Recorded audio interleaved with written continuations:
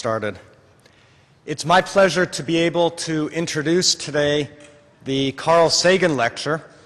This has been a joint effort between Planetary Sciences section and Biogeosciences for the past several years, and it's one that I think has been incredibly productive.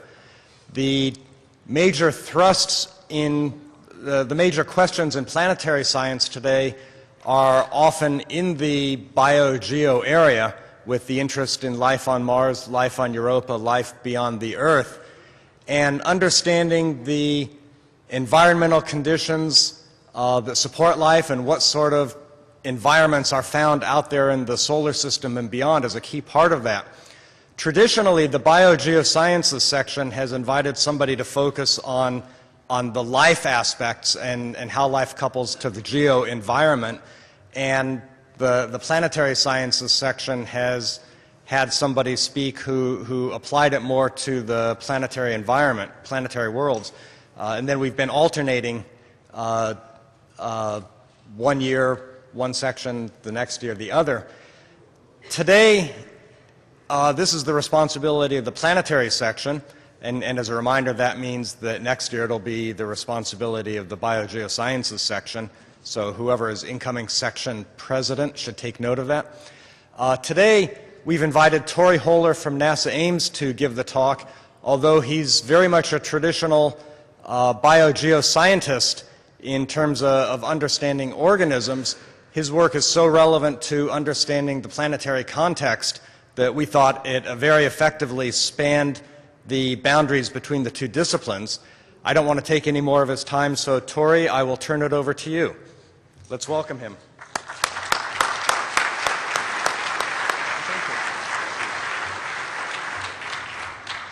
Good morning. It's a privilege and a responsibility not lightly accepted to give a talk named after someone who gave as much to this field and this community and the world beyond it as Carl Sagan did. I thank the organizers for that privilege. I thank all of you for being here this morning. To those friends who hoped out loud that I would wear a turtleneck for this, I'm sorry, there's no way I could pull that off. But we'll try to get on with it anyway. It's also quite a humbling challenge to conceive and deliver a lecture that is in any way worthy to the legacy of someone who was not just a prolific scientist, but a gifted communicator. That's a rare 1-2 punch, probably unique in his case. One of the things that I've really come to appreciate about Carl and his approach to things was his willingness to plant his feet firmly in science and then extend himself as far as he could into every corner of possibility, to think flexibly, imaginatively, creatively, and ask what's possible while still being constrained. Imagination with constraint. I think that is an approach that is greatly to be admired and greatly to be strived for, especially in this field. The very first session that I came to here was absolutely full of it. Creativity, that is. That sort of thinking, I think, is as necessary now as it has been at any point before, simply because of where we stand in history and the possibilities that lie in front of us. Maybe I'm the first person to notice, but there have actually been a few fairly significant anniversaries in the history of science this year. Of course, the biggies: this is the International Year of Astronomy, both to commemorate Galileo's first use of an astronomical telescope. He didn't actually observe Jupiter until early January of the next year, 3 weeks from tomorrow, I think. Just in case this is for any of you. Of course, it also commemorates the anniversary of Kepler publishing his first 2 laws of planetary motion in the Astronomia Novia. There are a few other things. Does this mean I'm dead on arrival? It feels a little bit that way. So of course, this is the 40th anniversary of the first moon landing, which I think is as significant for the distant view of Earth as for the close-up view of the moon. I think this endeavor, among all the things that it did for us, provided us with a view of Earth as something finite. Thank you, whoever did that. It gave us a view of Earth as something finite and fragile and changeable. And I think that's a view that has driven a lot of what's happened in the earth sciences since then. Not so widely remarked, this is actually the 30th anniversary of the flybys of Voyager 1 and 2 of Jupiter. This was, I think, something of a spark for the astrobiology of the outer solar system. It's the first time we got a close enough look at Europa to know that there was something different about it. I think this really got things rolling for outer solar system astrobiology, especially coming 2 years as it did after the discovery of hydrothermal vents. That's actually the same year that production wrapped on Cosmos, which went on to become the most watched American public television program in the world. I think it should serve to remind us, as Carl certainly was aware, that we are able to do what we do because the public is inspired by it and because we capture their imagination. I was one of those inspired people at that point. I was in 5th grade, actually the summer before 5th grade when this flyby happened. I rode away to NASA. I got glossy pictures that had been taken by Voyager 2. I did a school project on it. It's a lot of the reason that I am here today. I got caught up in it and became a space addict at that point. I think we should remember the importance of doing that sort of outreach and of connecting with the public, as Carl did perhaps better than anyone before or since. One last thing I'd put on here. This year, it's not really an anniversary, but it will be soon. This year saw the launch in the first light of Kepler, which I think we will come to mark with the same sort of significance before very long. Kepler is a mission that will find, hopefully, Earth-like habitable planets within our nearby stellar neighborhood. I think this is the beginning of a very important phase in exoplanet astrobiology. Of course, there also is the anniversary of Darwin's publication of On the Origin of Species. That picture of him was taken just about the time he was putting the finishing touches on that book.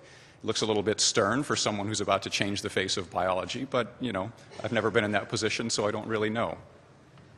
I think that the convergence of these two big anniversaries, the Galileo anniversary, the Darwin anniversary, has kind of led people to feel like there's a certain destiny, that there's a convergence in biology and astronomy that has us perched at a point where something special is going to happen. So Martin Rees, for example, the Astronomer Royal, was asked at the beginning of this year, what's the significance of these anniversaries and of this year?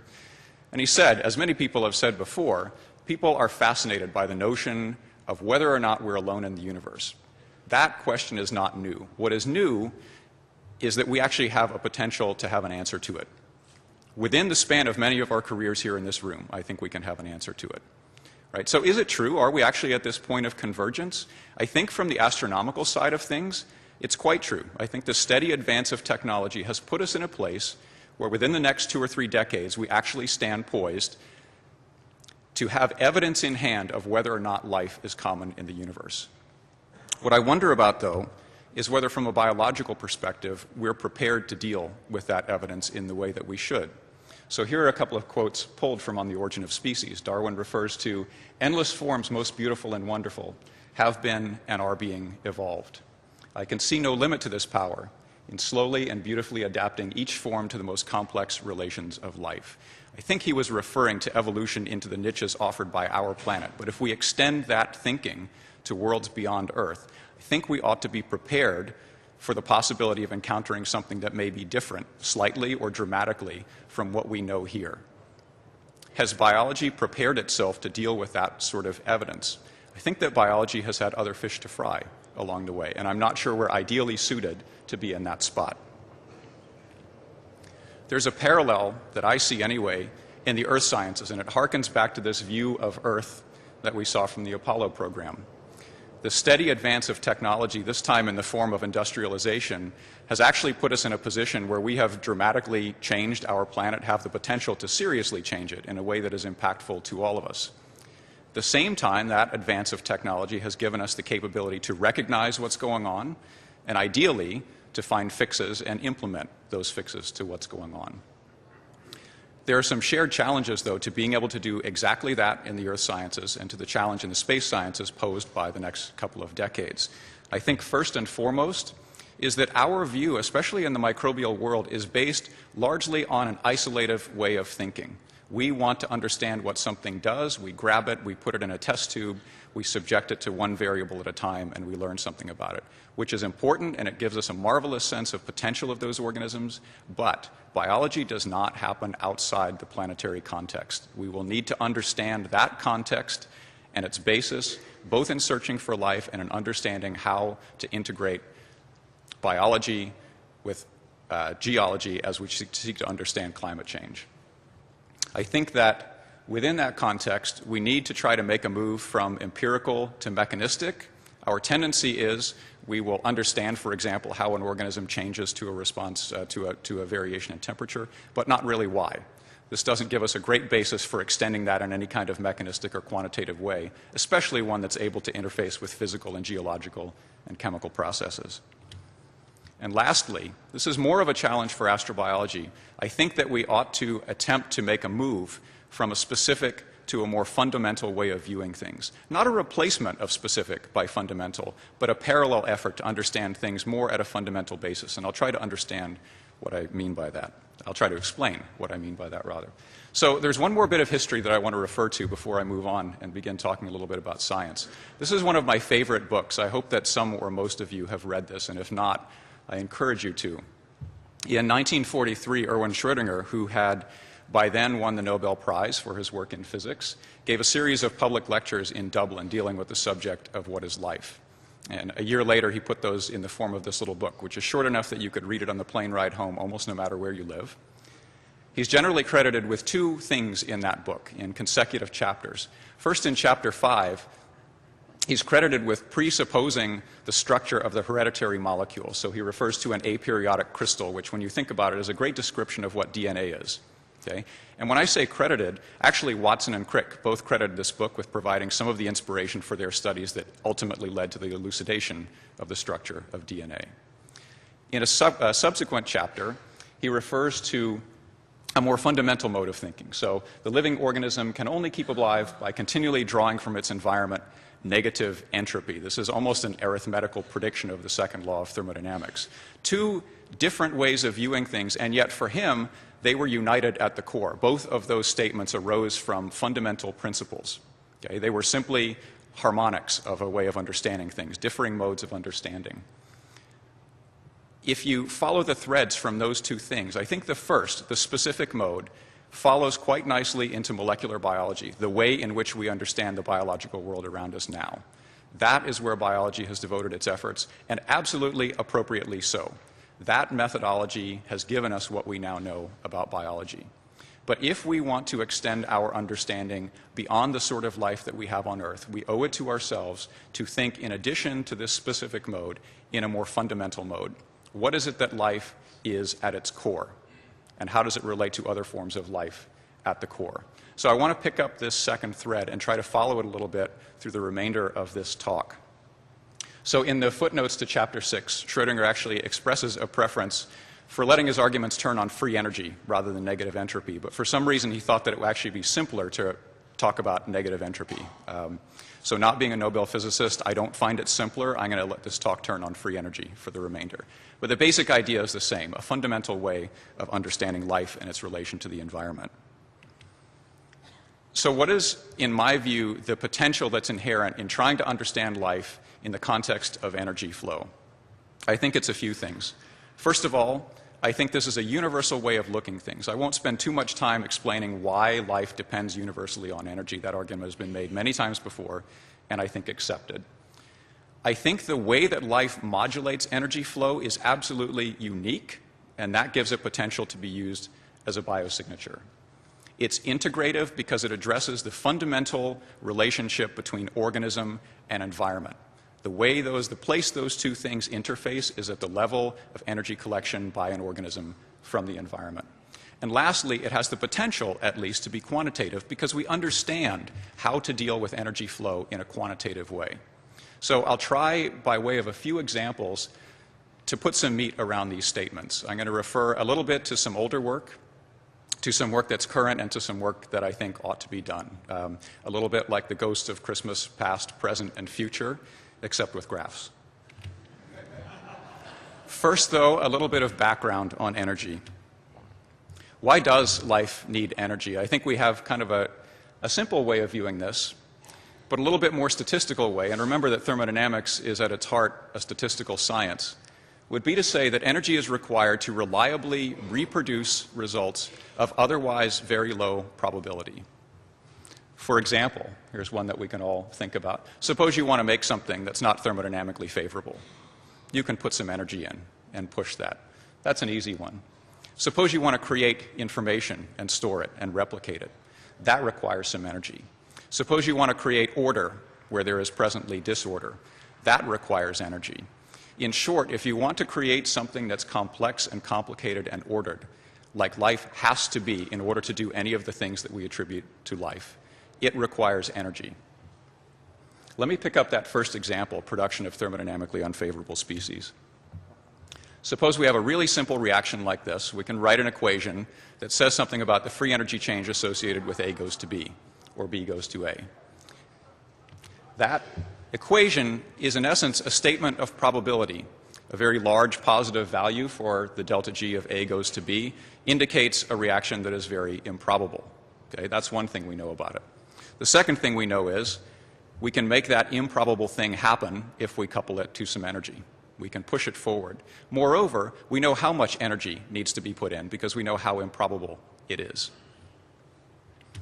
Lastly, we know that the probability of that event happening and the amount of energy needed to overcome low probabilities is a function of the physical and chemical environment in which that thing happens. So in this case, a very obvious example is temperature. As the temperature changes, the probability of that reaction going forward changes. The amount of energy needed to overcome a low probability changes. With those three basic things, let me talk a little bit about how life on Earth does it. Okay? There are a few basic things that are going to form the basis for the remaining parts of this talk. The first is, turns out that for us, energy is only useful if it meets discrete minimum requirements that are kind of analogous to the power and voltage requirements of an electrical device. Okay? The computer that's up here needs 100 watts, it needs 15 volts, or it won't work like it's supposed to. Life is a lot like that, as it turns out. And that represents quantitative boundary conditions on habitability. Everything that's alive needs energy, but it needs energy to meet certain conditions. Those are boundary conditions on habitability. The more energy you have, the more complicated stuff you can make. So there's generally speaking a direct relationship between energy flux and the amount of biomass that can be created and supported.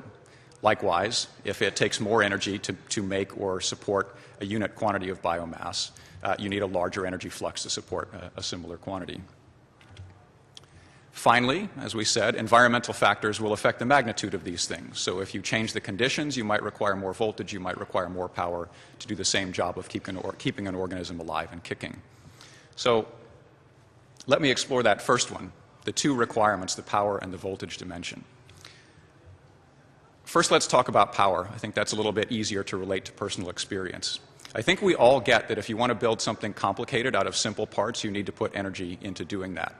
But it turns out that once you've got it built, it still needs some energy to keep it going, right? We live in a universe that favors disorder. If you leave that thing alone, it will ultimately decay. And life, as Schrödinger said, evades the decay into equilibrium. Okay? So simply to maintain status quo requires some energy.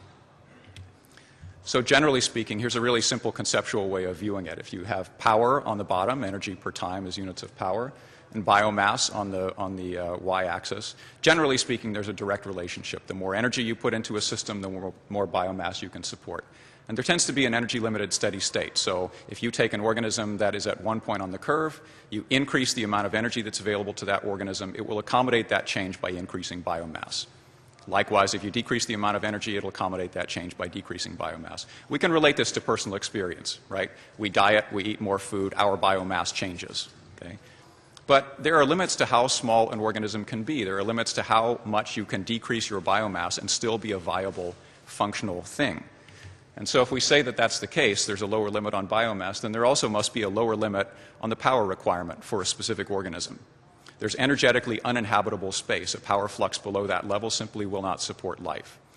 So there are two take-homes from this. One is that energy scales with biomass. The second is there's a discrete minimum associated with that. The second of these two relates to the voltage requirement. Okay? This basically relates to the fact that what we would like to do is run some reaction in the environment or collect some energy somehow and use it to drive biofunctions. But we have made the biochemical choice, probably a wise one, to intervene a cycle in between. We store energy temporarily in the form of ATP, which then becomes mobile, and we can send it where we need it and when we need it. But what this means is that energy coming in the top end as metabolic energy is only useful to us if it can turn that cycle in the middle. And the energy associated with doing that transformation is fixed within relatively discrete limits. So, the amount of metabolic energy that's necessary to drive that middle cycle and ultimately drive biofunctions has a discrete minimum associated with it. And again, there are voltages that are out there in the environment that are simply inaccessible and unusable to life. There's a lower minimum on the amount of energy that can drive life. I want to focus on this point for a minute in terms of my first example. So this doesn't look very much like space sciences yet, but trust me, it's going somewhere. So the reason for showing this example is twofold. The first is I want to provide an example of something that's integrative. Okay? This is the real world, or part of the real world anyway. I'm going to examine microbial processes and more specifically one key parameter in that environment, hydrogen concentrations, that are a function of ecological interactions, compound physical and chemical parameters, all the stuff that makes the real world different from models. The second is, I think when we talk about something that is general enough to encompass all life, understanding life in terms of energy flow, it would be easy to feel like that creates such a nebulous set of constraints that they would seldom be tangible. But in fact, that's not true. Okay? In this particular system, there's a very simple way of conceiving the system in terms of energy flow, applying a very basic thermodynamic model that is nonetheless incisive and very quantitative. So this is an environment in the coastal zone. It's sort of a perched ecosystem in the sense that global change would very readily affect this environment, and in turn this is the sort of environment that has a lot to do with a lot of feedback on global change.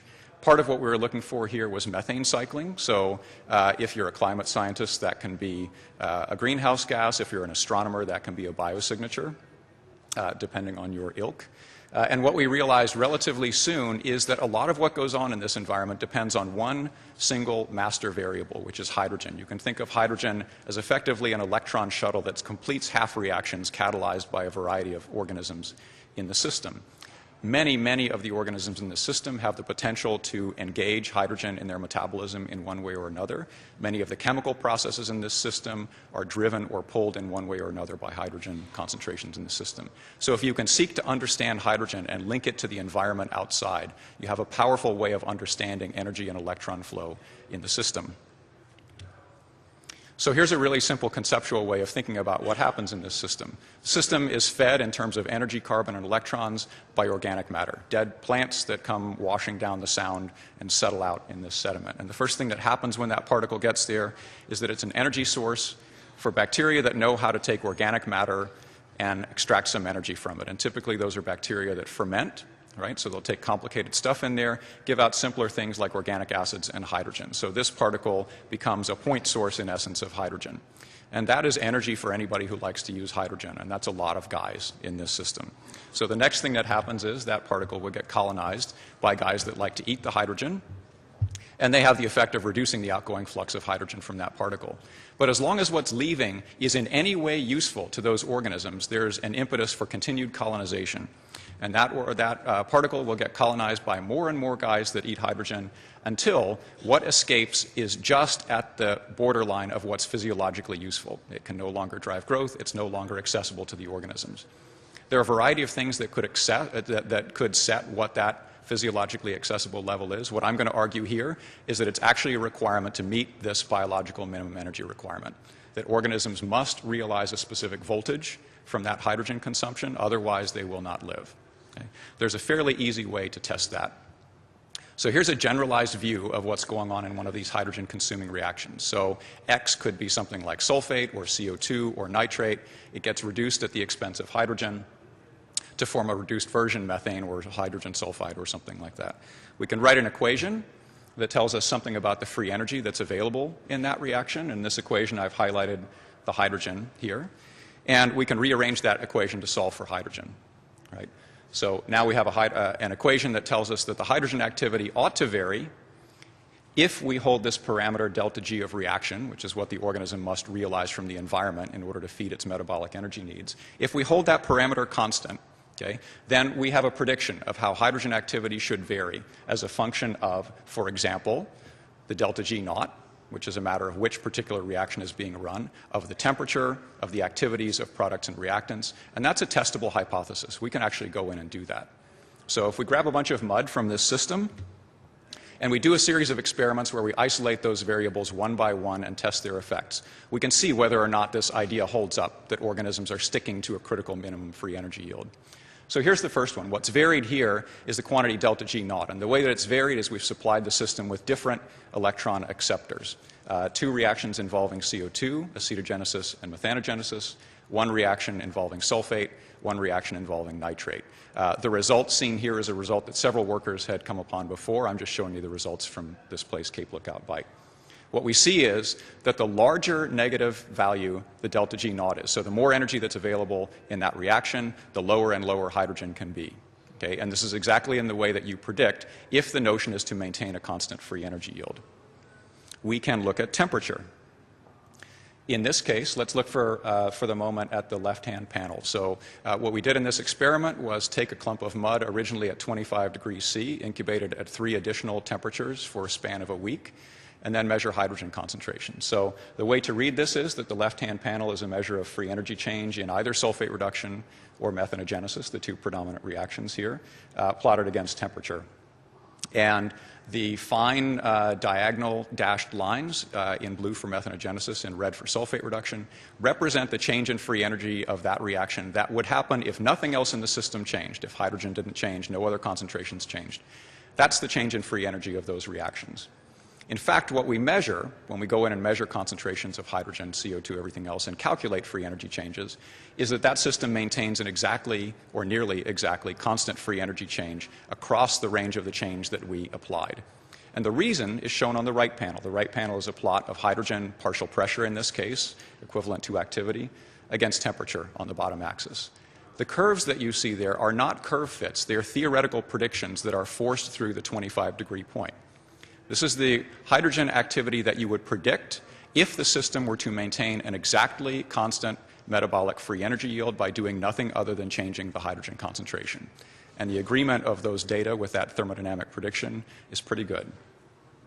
There's one last thing, one last experiment we can point to. If you took that original equation for the free energy yield, you applied it to a sulfate reducing condition, so that's the reaction shown at the top, and you solve that equation for free energy for hydrogen, you predict a relationship that the hydrogen partial pressure or the hydrogen concentration ought to depend on the sulfate concentration to the 1/4 power. That's to the negative 1/4 power. That's a fairly specific prediction, but again, one that we can test. So we take some of those sediments, we vary the hydrogen concentration, and we see what happens. And again, in this case, the point representing the lowest sulfate concentration was our starting point. We added sulfate from there on. The dashed line on the left-hand panel is a prediction of how the free energy for sulfate reduction would change absent any change in hydrogen or anything else. The points are the measured data, and we find that, again, a constant free energy yield is maintained by the system. Okay? The right-hand panel shows that that change is a result almost entirely of a change in hydrogen concentration. So the curve this time is not a prediction, it's a curve fit to the data, and we find a relationship that hydrogen concentration goes as sulfate to the minus 0.255, a pretty close agreement with the thermodynamic prediction. So I would argue that this is a relatively quantitative indicator of what's going on with this parameter that's really pushed and pulled by a lot of different ecological and physicochemical variables. And as a way of reinforcing that point, we can go back out into the environment itself. So instead of isolating one variable at a time, we can look how multiple compound variables add up and attack this problem. Okay, so in this case, we see 2 cores of sediment obtained from different times of year with measurements made as a function of depth. Sulfate in this system you can think of as representing one of 2 possible electron acceptors. The other one is CO2, so we have either sulfate reduction or methanogenesis that are partitioned basically at the point that sulfate disappears on the graph, so sulfate's in red there. We have 2 different temperatures as represented by these 2 different times of year. Okay? And we have changes in sulfate concentration that on the right-hand panel at least are well enough resolved for us to see something. So you can see a couple of different things. You can see, first of all, the change in electron acceptor that we noted on that first plot. Now it's no longer isolated. Now it's part of an integrated environment. And nonetheless, the effect is the same. Where the sediments contain sulfate and more energy is available, hydrogen concentrations are much lower. Where the sediments contain no sulfate any longer and CO2 is the electron acceptor, those concentrations of hydrogen go up quite a bit. The second thing that we see, if you look at the hydrogen axes on those two plots, they're different axes. In fact, the temperature change was accommodated by a significant change in the level of hydrogen that's maintained at more or less a steady state. So look at the bottom part of the plots where hydrogen seems to kind of level out. If we take those two things and compare them, the difference in hydrogen concentration is almost exactly a match for the difference that we found in that isolated experiment. So the same temperature change leads to exactly the same increase in hydrogen concentrations in the environment as it did in the isolated experiment. And the last thing that we can see is if you look at the middle part of that hydrogen curve on the right-hand plot, where we have a well-resolved data set for sulfate versus hydrogen, we can actually fit a curve to that part of the data set and find that hydrogen depends on sulfate to the minus 0.3. So it's the same change qualitatively, and it's a pretty good quantitative agreement with our predictions. So this, I would argue, is reasonably good evidence that in this case, this is far from being an intangible constraint. It's actually quite an incisive and quantitative way, rather, to view this environment. We can use those data, the hydrogen concentration data, the data of sulfate concentration, methane, and so forth, to actually calculate in those down-core profiles what the free energy changes realized, in this case by methanogenic metabolism, are. And I show this for one simple reason, and that is what we have here is an environment that is actually telling us in situ, in organisms that are adapted to energetic starvation, how much energy they need to get by. Okay? If you go down through that profile, so look just at the part below the blue line, which is the sulfate depletion depth, if you look at those values, you start with initially higher or larger free energy yields, and you quickly seem to hit a wall or an asymptote that is not thermodynamic equilibrium. It's distant from thermodynamic equilibrium, and yet it's constant with depth. Organisms are getting less and less food. They're starving as you go down into the sediments, and yet they cannot do any better than that threshold level of free energy, which, as you'll note, is virtually the same in both profiles. Okay, so these are different clumps of sediment, different times of year, different temperatures, almost everything different. What's the same is the free energy in both cases. Okay.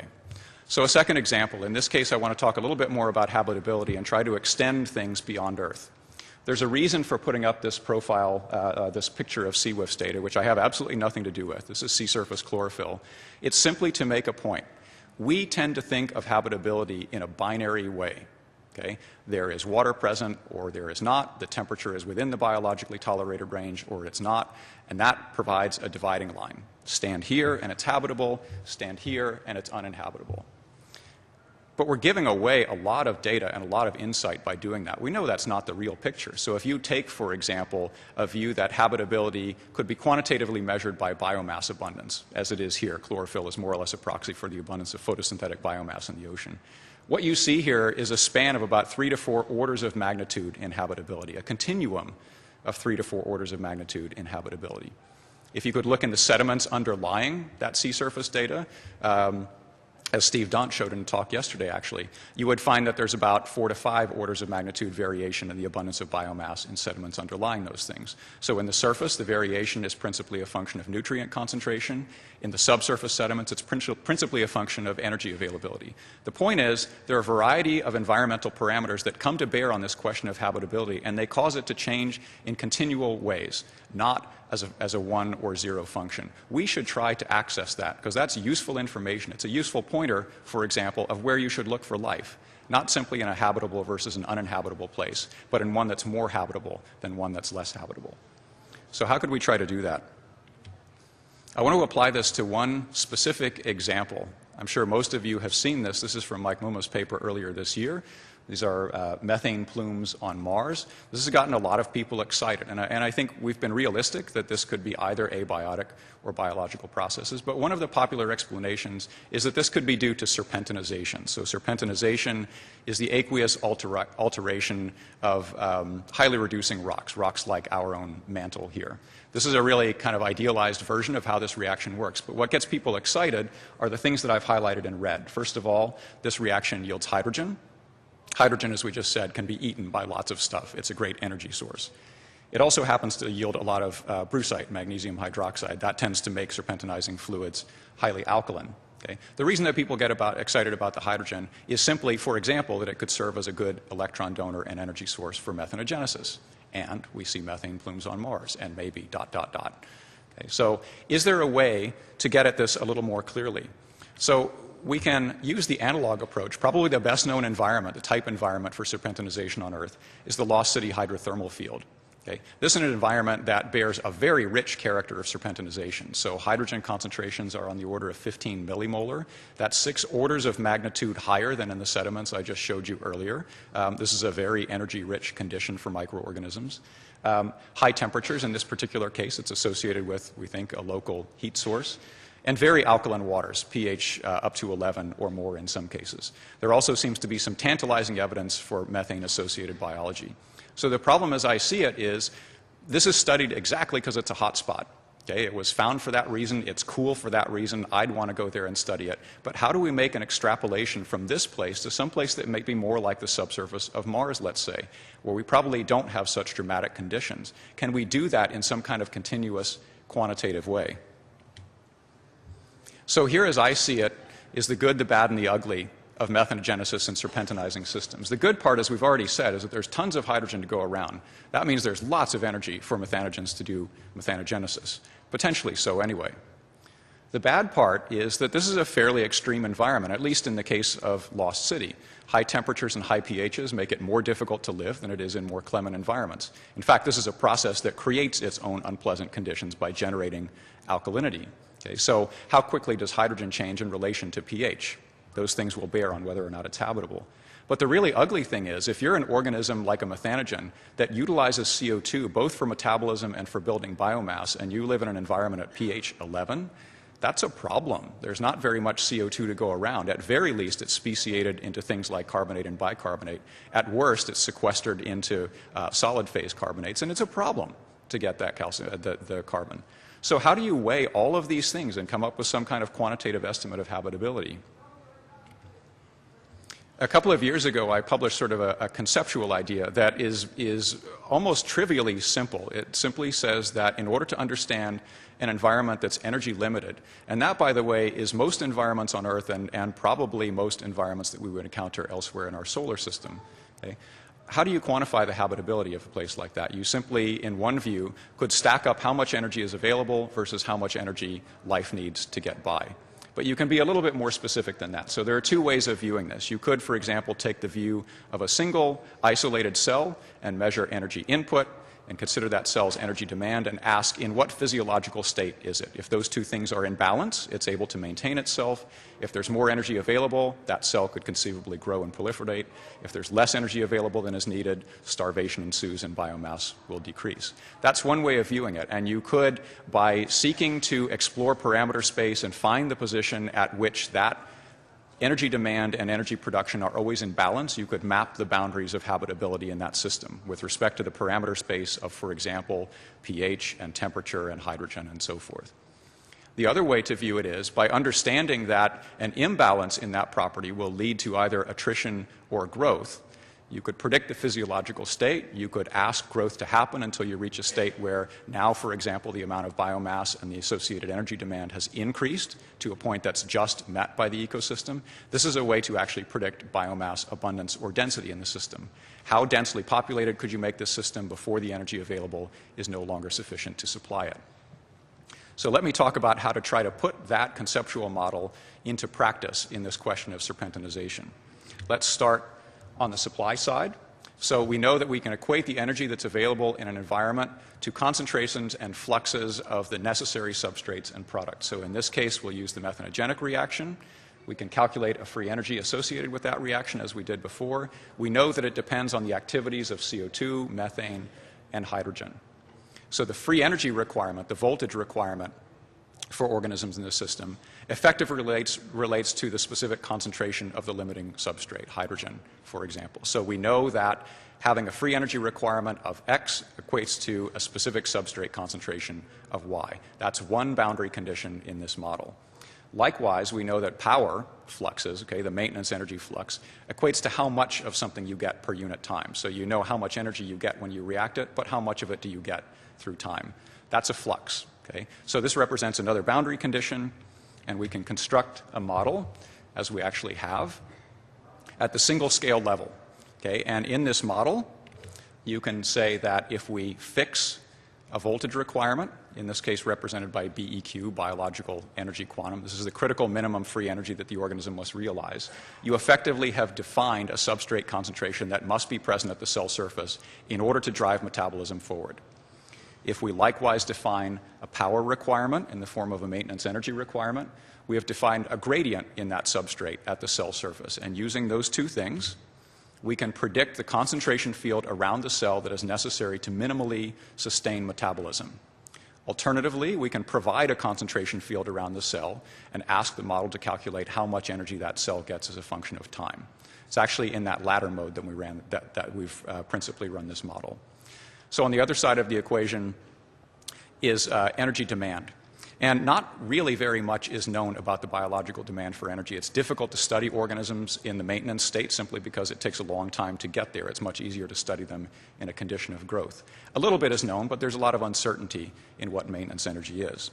There are some things we can say, however, that are relatively nonspecific to our kind of life. So here are two plots.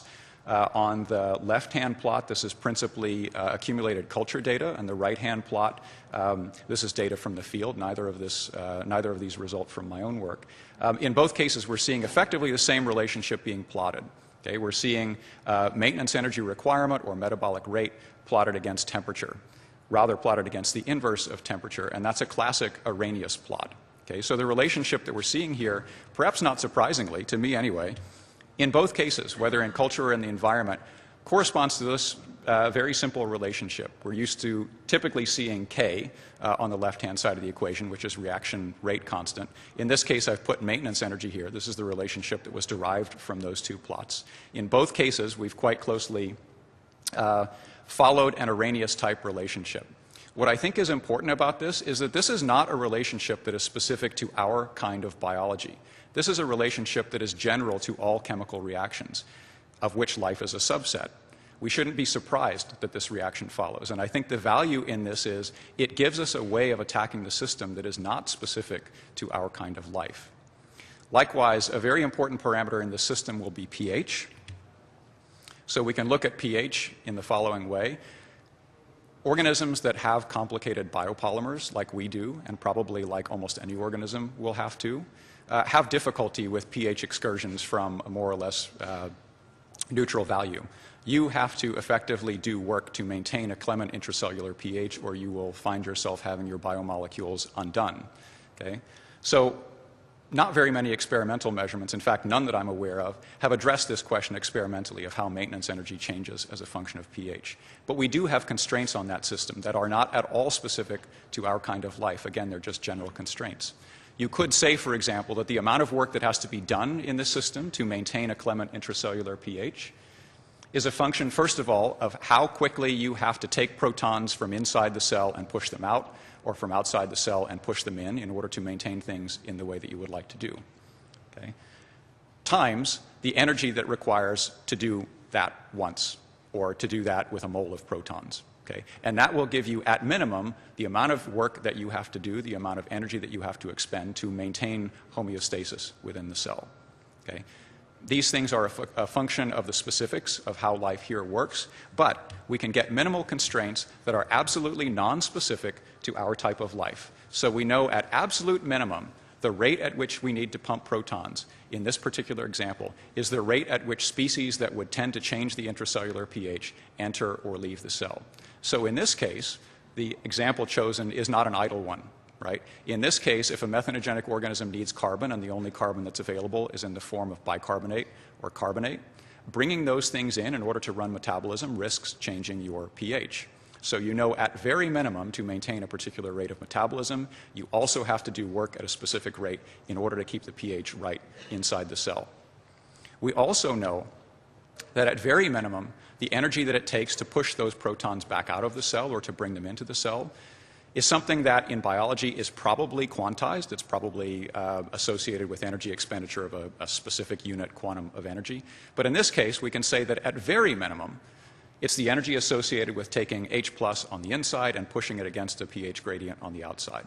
That's a quantity we can calculate that has nothing to do with our kind of life. It's simply a matter of thermodynamics. So this is a conservative underestimate, but it's one that we derive from general principles. If we put both of those things into play and run the little model that I told you about earlier, we can say a couple of things. So I'm showing two cases here, and this is a prediction of the quantitative habitability in a serpentinizing system for methanogenesis. In this first case, we've considered a cell that has a perfectly continuous membrane. So the only thing that gets across is neutral species. And on the top plot, I've plotted the methanogenic energy yield that the model calculates against the pH in the surrounding fluid. And the maintenance energy in this case stays constant. It's simply a function of temperature, and in the first plot we've held temperature constant. What we see is that the methanogenic energy yield declines quite dramatically as a function of extracellular pH, and that's a function of speciation. As the pH goes up, more and more of the carbon is pushed into bicarbonate or carbonate that can't cross the cell membrane, less is available for metabolism, and energy deposition in the cell changes dramatically. And it changes in a way that crosses a threshold from energetically habitable conditions near the more neutral pH to energetically uninhabitable conditions, regardless of how you define your maintenance energy range. So the green hashed region there is representative of the current uncertainty in maintenance energy, although I would suggest that the bottom part is the more likely value. The two curves that you see, red and blue, are simply a matter of how you parameterize the kinetics of reactions inside the cell. They can be considered upper and lower estimates for reaction rate in the cell. Okay, so on the bottom panel, we fixed hydrogen concentration and pH and simply let the temperature change. This is simply to show that there's a different response to a different variable in this situation. In this case, the methanogenic energy yields stay roughly constant as a function of temperature. There's an effect on diffusion rates and so forth, but it's more or less constant on this scale. What changes is the maintenance energy, and as it gets warmer, it requires more energy to keep a unit of cells alive, and quickly the system runs out of the habitable range. Here's one second example that's probably a little bit more realistic. Organisms we know can create channels that allow specific ions to pass through. So in this case, we've allowed the cell over a certain fraction of its membrane to allow for the passage of bicarbonate or carbonate. What we've done here is, in this case, then simply calculated the work that has to be done by that cell in order to pump protons in a way that accomplishes pH homeostasis. Okay? So in the first profile, again, we have methanogenic energy yield plotted against fluid pH. Okay? In this case, the baseline maintenance energy stays roughly the same. What changes is, as you look at the upper curves, the green one is the maintenance energy plus the energy required to pump protons and maintain pH homeostasis as a function of vent fluid pH. The purple curve is if we add in some extra energy, if the cell decides that it needs to actively transport, that is, do work to grab carbonate and bring it into the cell. That adds some energy requirement. And the upper curve is the methanogenic energy yield in that cell. So we allow carbonate and bicarbonate to come into the cell and ask how much energy is liberated. Okay. So this system, you can see as you go up in fluid pH, ultimately reaches an energetically uninhabitable state. And I've tried to demonstrate that on the bottom plot. This is simply a plot for 3 different hydrogen concentrations of how much energy is spent simply on maintaining pH homeostasis in this system. And you can see that at hydrogen concentrations approximating those of Lost City, you can actually do fairly well into an upper part of the range. But when you start getting to lower and lower hydrogen concentrations, this becomes more difficult to do, and you find yourself spending all your energy just getting rid of H+, or bringing in H+. Okay. So the next steps in doing this, I hope you can see where it's going. The first step will be for us to effectively map out the boundaries of habitability in physicochemical phase space, in this case pH, temperature, CO2, and hydrogen. What we ultimately would like to do is couple this to a thermodynamic kinetic model that looks at water-rock reactions in the system so that we can define the rock type and initial fluid composition and environmental constraints and ask how habitability in that system evolves as a function of time, and quantitatively so. Okay, I have a few minutes left. I'll try to be quick about this. This relates to work yet to be done, or largely yet to be done. I think that perhaps more than anywhere else, this sort of approach, considering things in a fundamental mode rather than a specific mode, is important when we consider biosignatures, because the types of things that we view as biosignatures here, by and large, represent extremely specific choices of our own biochemistry. So being narrow-minded in this particular regard risks missing more than I think in the case of habitability. Okay, so I wanted to put up one last quote here.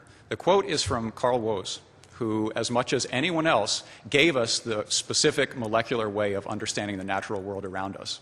In an article called A New Biology for a New Century, he put a quote that I think is as beautiful as it is accurate. Organisms are resilient patterns in a turbulent flow, a pattern in an energy flow. And understanding how it is that organisms affect that flow and understanding that pattern, I think, is a fundamental way to couch biosignatures. So just to get into a truly arm-waving phase of the presentation, I would suggest the following: that life, because of what it is and what it has to do, requires a capacity for energy transduction that is absolutely unique and clearly resolved from non-life in its combination of speed, efficiency, and selectivity. So the manifestations of that capacity constitute a universal and, importantly, a quantifiable biosignature. The reason for putting up this little picture on the back is that I think it nicely illustrates two different sorts of biosignatures. There is what life does with the energy it gets. That's the green stuff in there. There is the imprint that life leaves on its environment in the process of harvesting energy. That's the bubbles there. Let me talk a little bit about the first one, what life does with energy. And when we think about biosignatures on Earth, that's often what we're talking about. So that thing there, which is a POP2P deadenylation subunit, in case anyone cares, it's a protein that is a wonderful biosignature. If you have seen that thing before, you could probably say where it came from to a species level and what it does. Even if you haven't seen it, but you know that life on Earth makes proteins, you would say that that's a biosignature. But what if you didn't know that life on Earth makes proteins?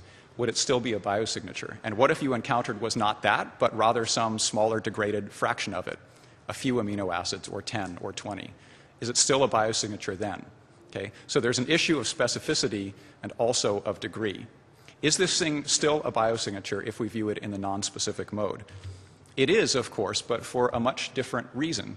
So even if the polymerization of, let's say, a pool of 20 amino acids is thermodynamically favorable, specifying one sequence that you would like to have is extremely improbable. So if we considered a polypeptide of 10 amino acid residues and we wanted to specify which of 20 amino acids occurs at every single position in that sequence, there's about a 1 in 10 trillion chance of that happening randomly. Not a very good chance. But just as good a chance as any other configuration coming up. The problem is if you like that thing and what it does and you want to make it again, then you're talking about astronomically low chances. So encountering, for example, a picomole of that specific thing and nothing else represents 6.02 times 10 to the 11th instances in which that one specific event that has a 1 in 10 trillion probability happened. Okay? Recall that the reason life needs energy is to make the improbable reproducible. And this is a case in which I would argue just a little bit of energetic coaxing was probably required. Okay? This is a little bit of a tongue-in-cheek and kind of an obvious ham-handed example, but I think it's exactly the sort of thinking that ought to be applied to biosignatures everywhere. So we talk, for example, in qualitative terms about finding spiky distributions or non-random looking molecules. Those are things that we can quantify in terms of probability and the energy that was put into them. So we're lucky if we can get someplace and pick it up and do a complicated analysis. But to me, one of the most important things, exciting things happening in astrobiology now is exoplanet astrobiology. This is how Earth looked to Voyager 1 from 4 billion miles away. As I understand it from the astronomers, that's a much better view than we can expect to get of most of the exoplanets we might hope to look at. We can't pick stuff up there. We simply are able to see what gets into the atmosphere. And the problem is, if it's simple and light enough to be volatile enough to get into the atmosphere, it has a very low information content. So effectively now we're not talking about what life does with energy, but the residuals of how it's gotten its energy. And there is a problem here, again, of taking the empirical view of life on Earth. There's a problem of degree. So when I came into this field, which wasn't that long ago, you would hear, for example, that atmospheric disequilibrium was a biomarker. Okay? But the atmospheric chemist will tell you that anywhere that starlight shines on a planetary atmosphere, disequilibrium will happen. It's not a 1 or 0. It's a matter of degree. Sometime later, I heard that If you found methane and oxygen together in a planetary atmosphere, that would be a smoking gun. Okay? If that is the case, we needn't bother with our telescopes. We need only to look at our next door neighbor, because of course there's methane and oxygen in that planetary atmosphere. Okay? But how much is what matters, and can we look at this in different ways? So if we take that reaction, for example, and we take the chemist's first and simplest tool, what is the potential associated with that reaction given the product and reactant concentrations present on Mars and Earth? We would actually find the following, okay, that they're really not very different in a relative sense, only about 5% different. It's such an energetic reaction that it's very difficult to accomplish any kind of significant change. What we have to do is look in different modes. So if we, instead of looking on a molar basis, if we look on a per liter basis, we actually find them to be much better resolved, simply because the concentrations are much higher on Earth.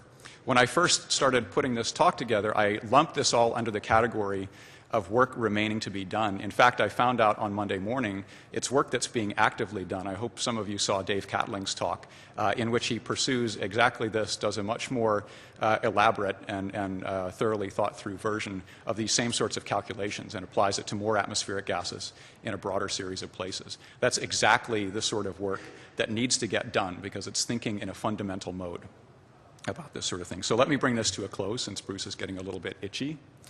There are many stars out there, lots and lots of stars, lots and lots of worlds associated with them. Ideally, we'll find many habitable worlds associated with them. I tend to think that we are not alone. I think that we are a privileged generation of scientists, in that the evidence of that may be in our hands within the next 2 or 3 decades, within the spans of some of our careers. We owe it to ourselves to arm ourselves as best we can to encounter and interpret that evidence. And I think the way to do that is, in addition to taking a specific view of life, to add to that a fundamental view of life. Thank you for your attention. I'm happy to take any questions.